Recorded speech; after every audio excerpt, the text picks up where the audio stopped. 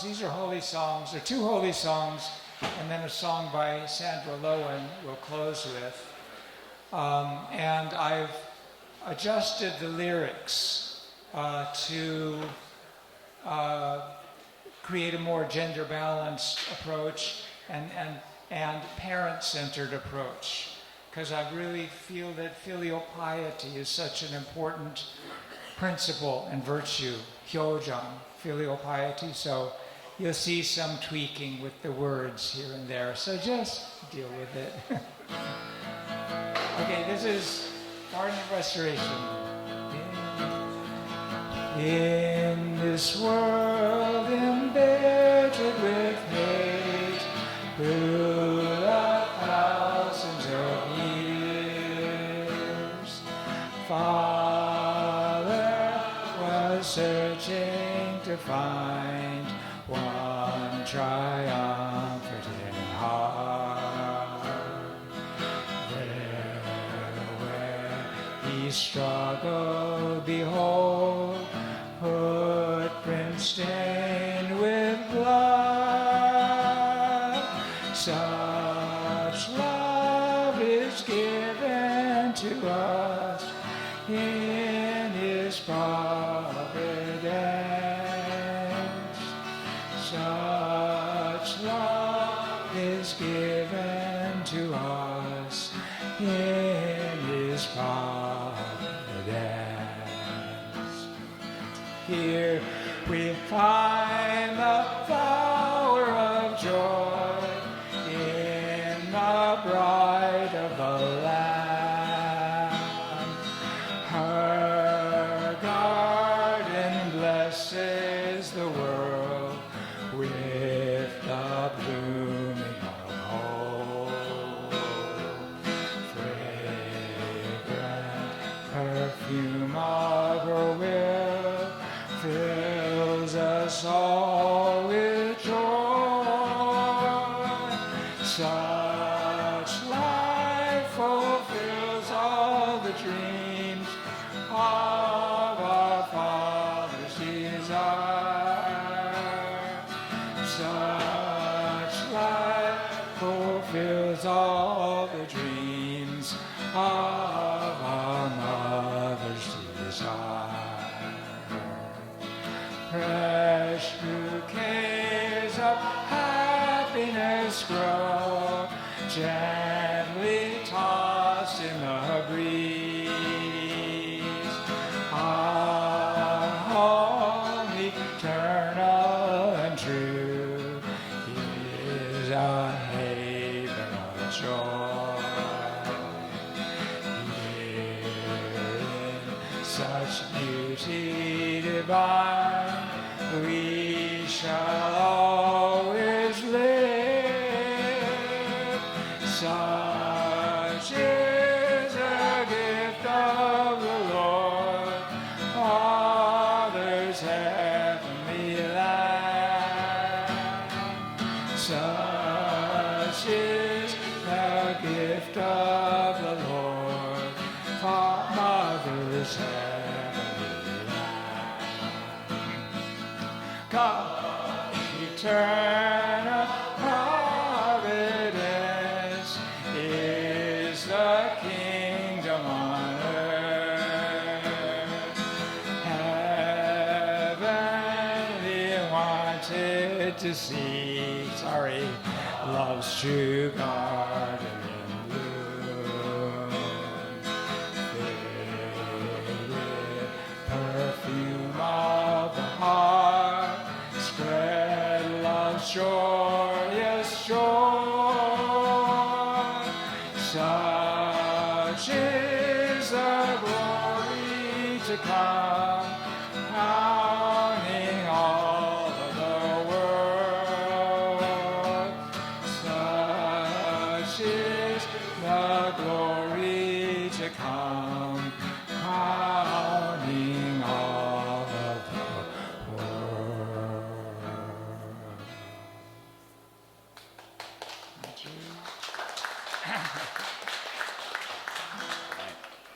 So good morning, everyone. How are you doing? A little sleepy this morning?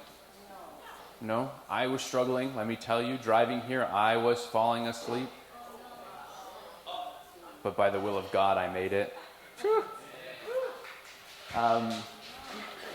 No, I think it's because I woke up, I was really having a beautiful dream. I don't remember what it was about, but it was beautiful. And you know when you wake up and you just feel unsatisfied that you weren't able to finish that dream? Yeah, that was me this morning. I don't remember really. I think I was playing Frisbee or doing something fun, but it was nice.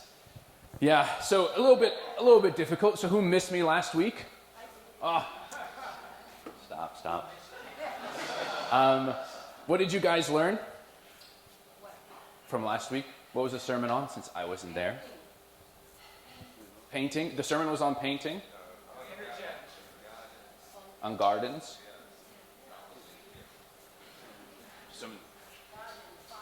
Garden. Was that true, Bruce? Is this what it was on? Gardens and painting? It was about sharing your mistakes. Yeah, I understand why that went.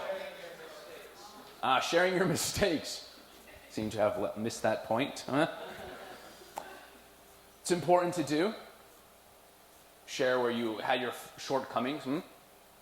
But I was gone. I do apologize. I was celebrating my wife's birthday that weekend. She turned 31.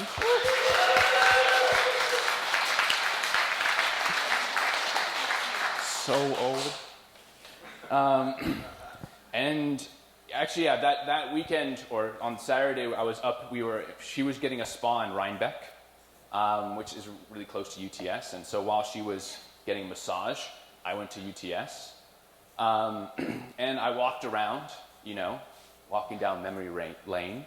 And I was reflecting, especially, I took some time to reflect on my experiences there, but also just on where we're at as a movement, where I'm at as a person, what we're trying to do, what's going on.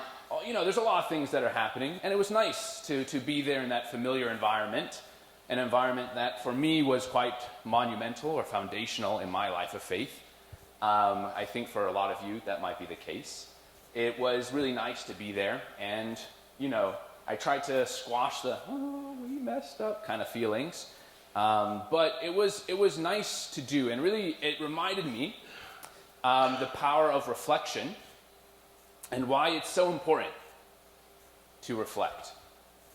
But before I really jump into that, one thing that I wanted to show, because it inspired me this week, was Taka. There's an Instagram video. As you know, we've been looking for a church for a little bit, and once the algorithm knows that you're in this kind of world of looking for churches or just that you're a churchy person, this is what it feeds you. The AI is always watching. And so there's this video that I saw. You can watch it together.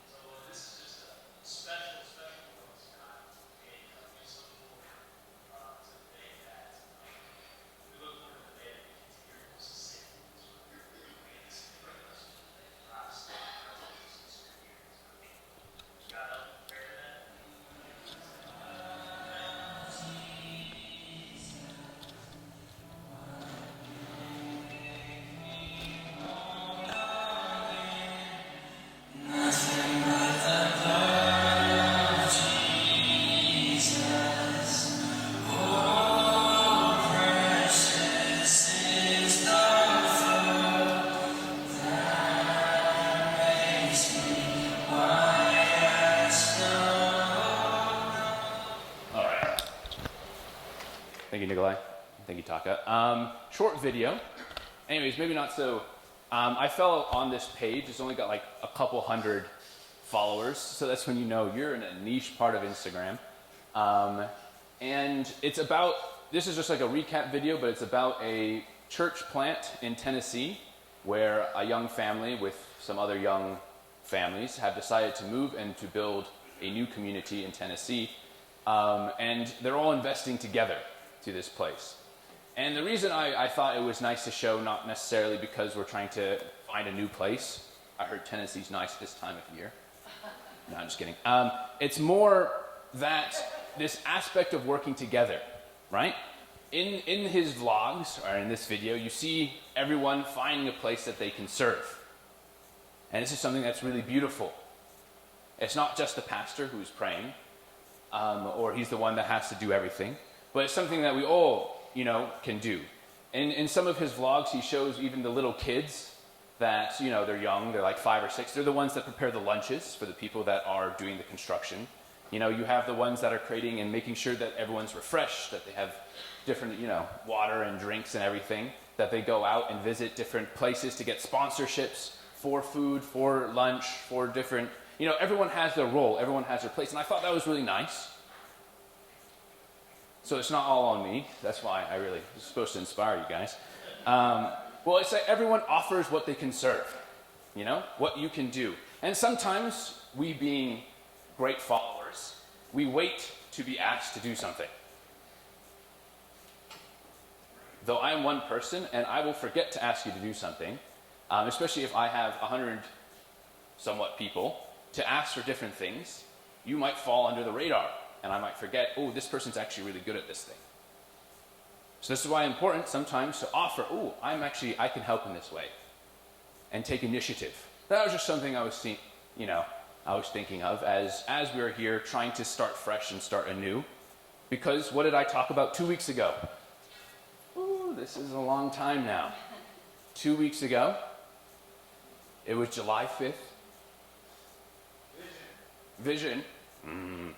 I talked about the Pilgrims and the great things they did for the identity of this country, and where the root of this country is in the faith, and they built a church first, but also for us as a community of Connecticut to start fresh, to start new, to create something together as brothers and sisters that feels good, that is vibrant, that's exciting to invite people back or new people too. That's what I talked about. You guys all remember now. Now, yeah, of course. So, there I was on the UTS ground, reflecting on what to do. What are we doing? Where are we going? What can I do? And, I spent my time walking around on the trails. I didn't go inside because they were doing some sort of event, and I'm respectful, and I was too scared to get yelled at. So I just walked around, on the sports field where I played sports, on, a little place where I had my first prayer condition, where I did my first prayer condition with an older brother. And I really reflected on what are people looking for? What is a community that I can build? And while I was doing that, I read this passage in the Chunseongyung, book 6, chapter 4, verse 10. You guys can read along. Hunting is exercise for the sake of your physical health, and fishing is for the sake of your mental health. You tend to reflect on your life and think a lot when sitting down and fishing. It is amazing that you can actually have such a time. You can analyze your past and plan for your future. It can be your most important time. You can calmly reflect on yourself with dignity. This is absolutely necessary. In the East, this is called cultivating oneself through fishing. After fishing for a couple years, you will want to free the fish and put aside all thoughts of eating the fish you catch. That is the true way. The desire to eat simply vanishes. Thus, you can cultivate your mental and ethical development. By learning such things, you can rid yourself of cruel tendencies. If you are a leader of certain departments, you can become a gentleman towards your people. Fishing provides a way to cultivate your character and create harmony among people. A lot of fishing and hunting things going on. I'm not a fisherman, nor do I hunt, but I connect to the part of spending that time, which is super important, to analyze your past and plan for your future. Right? Taking that time to reflect on where you're going and who you are as a person, how you lead, in my case, or how you follow, what do you do in certain situations. And I found that really important because spending that time, you start to recognize, what does God need you to do next? What does God need me to do next? Right? Where is he trying to guide me? And I think this is the most important thing for while you're reflecting, is you're seeing how God is working in your life. Aju? Right? Have you guys experienced this? Yes. Who hasn't? Don't raise your hand. If you haven't experienced this, it's okay, because it took me a long, long time. I really hate reflecting. This was probably the hardest life of faith habit for me, because I can't sit still. And sadly, when you're reflecting and you're meditating, you're thinking and you're pondering on your life and you're writing things down, it doesn't come naturally for me, because my mind's going fast and I'd much rather be doing something. You know what I'm saying? This is why I like, it's nice, Father's talking about how important it is to reflect while you're fishing. Because he knows people like me maybe need something else to do while you reflect. I've tried this. I just fell asleep while I fished, especially actually on UTS in that pond. We did this one day and I just crashed and I don't remember anything. I don't think I caught anything. Or did I reflect? But for some people, doing something else is important. Right? Like my long drives coming here, I spent a lot of time now reflecting on those drives. But growing up, this was very difficult for me, because it was hard to just think about where God is guiding you. It's difficult to be aware of that. But anyways, I was at UTS, and as I was reflecting, I realized why, for me, UTS was such a great place. Not only growing up when I was younger and doing different activities there and, meeting God, but when I was a leader, when I had to lead the youth, UTS was a comfortable and nice place for me. In the beginning, back in the day, 10 years ago, we couldn't use UTS. I don't know why, but for our summer camps and winter workshops, we weren't allowed. I think that was maybe the time when they were really trying to create the university or the college, in-person college, or it was when, actually, I don't know why. But it was difficult. Until 4 years. The last 4 years, I was able to use it freely. Or they weren't different hospitality manager maybe. It was my friend. I had it in. That could have been definitely helpful. But I was able to use it for everything. Any activity, any camp, any workshop that I had to run for the Northeast, I could use it. You know how nice that is? Always that solidifying, this is a place I can turn to. I know logistically, boom, what's going to happen, and I can focus on the experience, on the environment, on what I need to bring for the people that will be there. And for me, this was extremely great as a leader. During that time, of course, COVID was happening, and that was a whole other headache, but taking that away, it was nice to have. And I realized that in my generation, a big thing that we're looking for is stability. A big thing that I'm looking for is stability. Something reliable. A place that I belong. A place where I feel good. But something that is always there. And I reflected deeper in trying to understand if we're trying to change the trajectory of our movement and of our communities that were once bigger and became smaller, what do we have to do to shift? And I think a big part of that is understanding what is the next generation looking for? Right? What am I looking for? What are they looking for that maybe we're not providing? And off of that experience that I had with UTS, I think something that came up to me was people once came to a church looking for answers, right? Most of you joined this church because you were searching for something bigger, an ideal. You weren't satisfied with the church maybe you grew up with or the community you grew up with, and you felt called to figure out something on a grander scheme. right? At least most of you. I know some of you joined because there was free food for that one event that you happened to show up for. But internally speaking, if you dive a bit deeper, it is because you were searching for something deeper. Now, many come looking for a place that they can be known, loved, and transformed. The answer still matter, but they are most often received in the context of authentic relationships. It is slightly different. It is no longer necessarily a place for us that we're really looking for something deep or answers to all of our questions. It's nice, but I think the world has become too big. There's too much knowledge out there. We can search everything. We're exposed to much more. And so what we're looking for is something more authentic, something where it's more known, that we understand what's going on, where we feel good, that we feel belong to.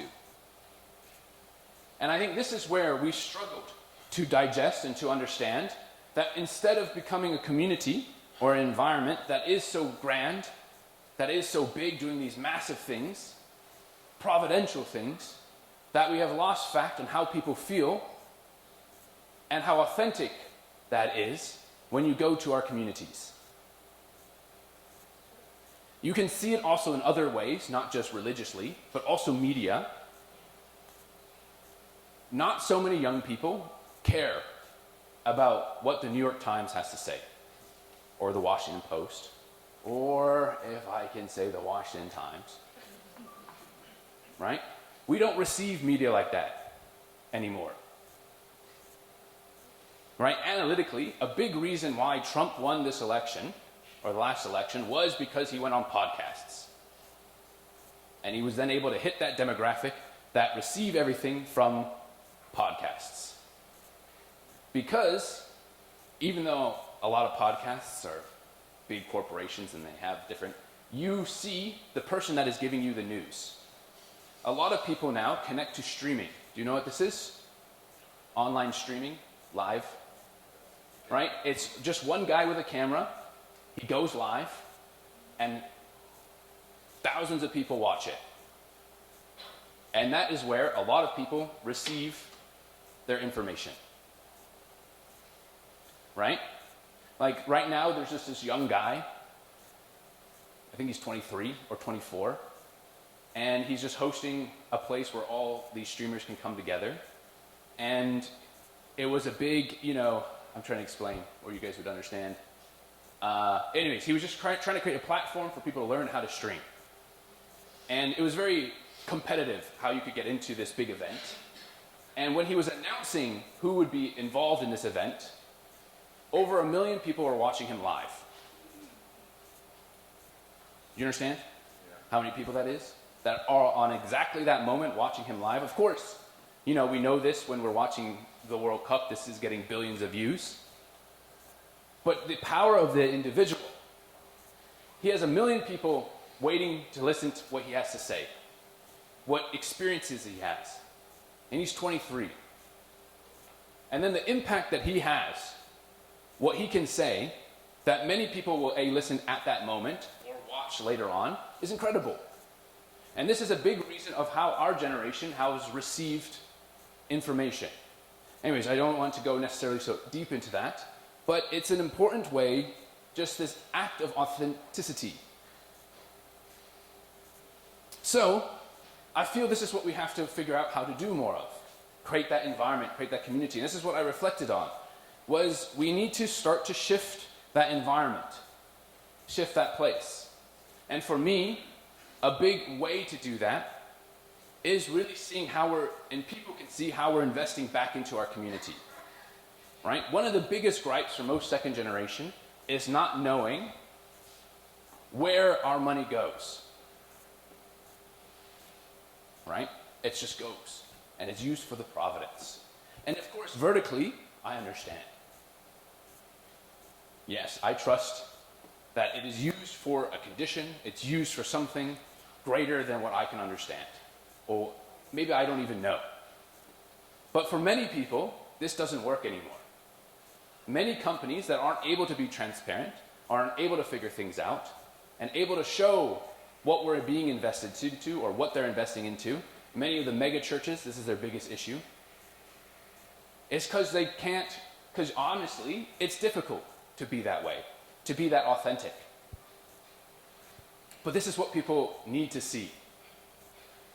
So that's why a big part of it is why it's so important, or why I feel for the next step for this community is to buy a place so that we can really show that we're investing back into this community. You understand? So through my reflection, I doubled down on that, which I don't know if it was,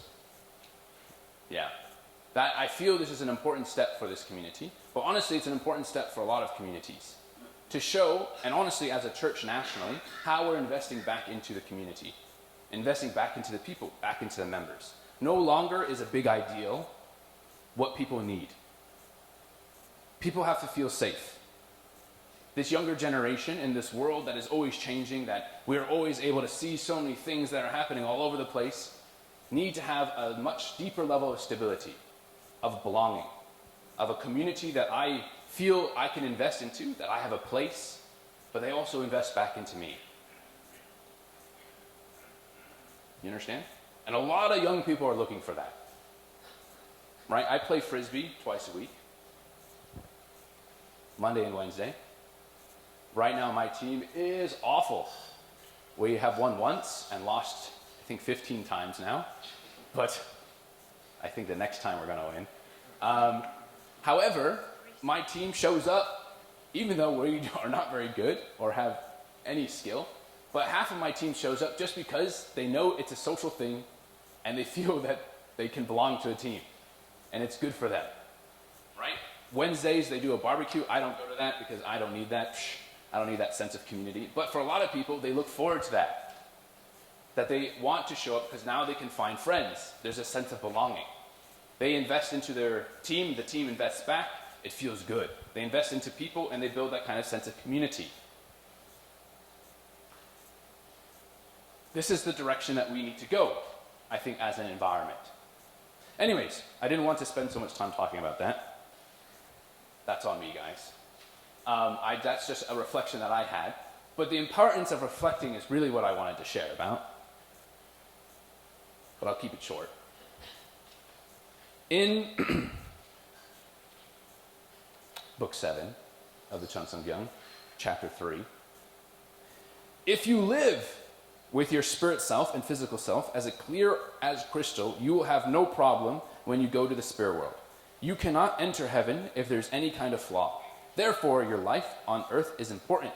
When you go to the spirit world, you will be just as you were when you lived on this earth. There are no exceptions. Your entire being will be transparent. That is why you have to do well during your earthly life. You should offer devotions and engage in self-reflection many times a day, according to a principal standard, living 24 hours a day from morning to evening in accordance with heavenly law. Simple. All right, just live 24 hours in accordance with heavenly law. You all got that right. Don't worry. But the important part is that you're being transparent, that you're reflecting on yourself and where you're going. Right? In reflecting, you open yourself up to seeing how God is guiding you. That's how my experience was. However, it also goes on a deeper aspect. Reflection helps us become self-aware.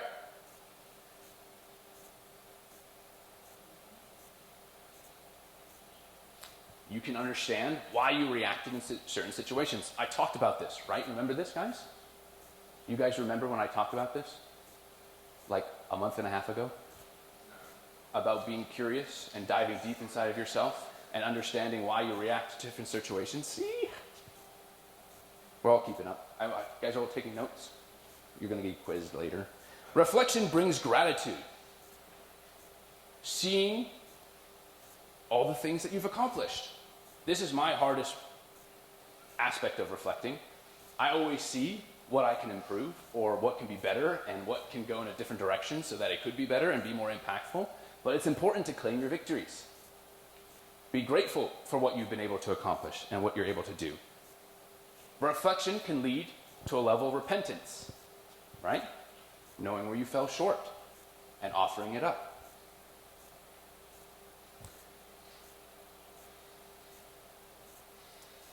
And reflection renews our purpose. This is something that I connect to, and really, this is the biggest thing for me why I reflect. Life is moving quick. There are a lot of distractions. There's a lot of things that are going on. You lose your purpose. Why am I doing this? Why am I investing? How come I live this way? It would be a lot easier if I didn't live this way.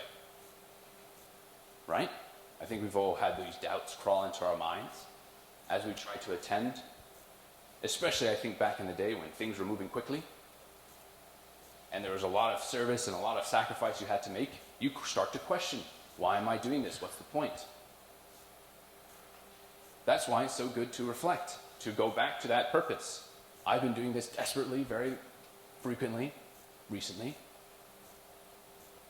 trying to really understand how come I'm still doing this. And it's been a lot shorter for me than it has for a lot of you. But it's important.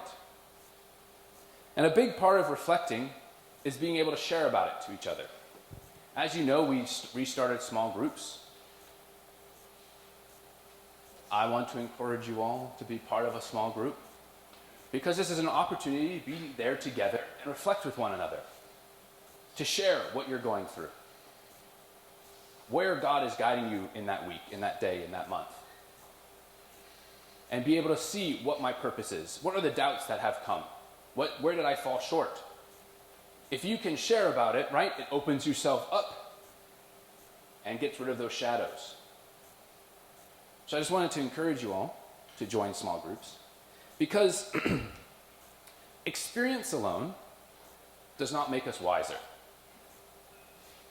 But reflected experience does. Just going through all these different things of life doesn't make us wiser necessarily.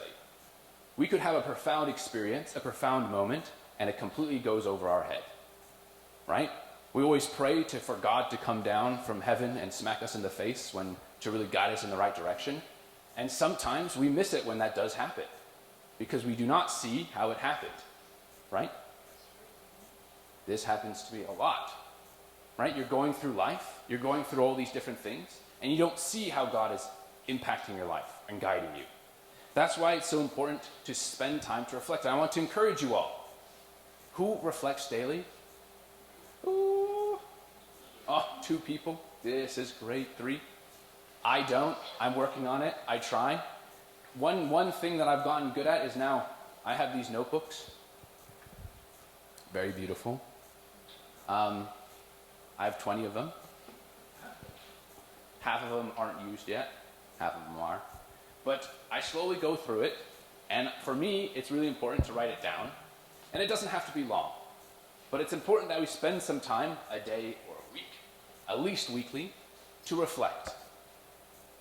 Because we could be missing what God is doing in our lives, what God is trying to show us, and what victories we've been able to achieve, and where God is trying to guide us to continue moving us forward. Spending that time to reflect on our past and plan for the future, right? This is the importance. Aju? So this is what I want you all to work on. It's not homework, don't worry. It's summertime. But this should become a habit that you create. You spend that time. It doesn't always have to mean to write things down, but when you do go on a nice long drive, maybe don't listen to a podcast or music or an audiobook, in my case, for just a little bit, and just think and reflect. Think about your day, your week, your month, and see what you can do. What is God asking you to do moving forward? Aju? I want to encourage you all to do this. I had a good experience doing this just recently. It was a good reminder. And if I'm reminded, I can remind all of you. How great is that? Right? But it's important that we do this, that we take that time, that we find that time, and we invest into it. Because the more we make that habitual, the better it will go, and the more alive our relationship with God, right? I don't want to be repetitive. I feel like I mentioned this a lot, that this should be the goal, that we become alive with our relationship with God, that we create that vibrant community, we support each other. You guys remember this? Right? Because it's important. If we are alive with God, people will feel that. And growth and change and development will be very easy. But if we're not able to build that alive relationship with God, people will also feel that. And it'll be a lot more difficult to develop and grow and build a community we want to see. Okay? So reflect, spend that time. I'll ask you next week. And you guys can't look at me blankly and be like, oh, I don't know what he talked about. Okay? All right? Pretty simple. And yeah. If you could all join me in prayer. Dearest, most beloved Heavenly Parent and true parents, thank you for this wonderful evening, afternoon, morning, I'd get there, this beautiful day, for all of us to be here together, where we can really share in this experience and really understand how we can support each other as we try to see how you're guiding us, God. Oftentimes we get distracted and we have all these different elements in our life that are so much more important. We might not say they're more important, but they take up so much more of our time, really, in what we're doing every day. And sometimes we get lost and we don't see how you're really trying to move us in a certain direction, how you're trying to be there with us, make sure that we're feeling loved and happy and we're growing and we're developing. And I want to encourage us as we try to build this environment all together, that we all have this place in this community. And all of us are uniquely gifted in a unique aspect, and you're guiding us all uniquely. And through that guidance, we can really create a community, an environment, a place that people want to be a part of, a place that people are proud of to be a part of. And I really pray that we can do this all together. And I really want to invite you to be there as they take on this mission for the next few weeks, hopefully the next rest of their lives, where they will spend time reflecting, and you can really speak to them and guide them and show them what you want them to see and help them come to that conclusion, come to that realization or that breakthrough. And I pray this in all of our names here, in attendance to Holy Mother Han, Denthew and Yasmin, River Central couple, Adieu. All right, thank you guys.